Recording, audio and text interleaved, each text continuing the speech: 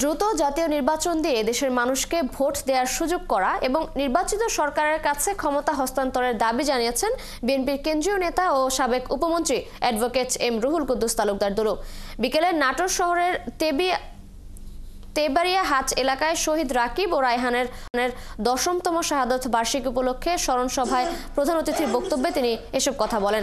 বিএনপির এই নেতা বলেন, দেশে আইন শৃঙ্খলা পরিস্থিতি দিন দিন খারাপ হচ্ছে, তাই বর্তমান তত্ত্বাবধায়ক সরকারের কাছে দ্রুত নির্বাচনের দাবি জানান তিনি।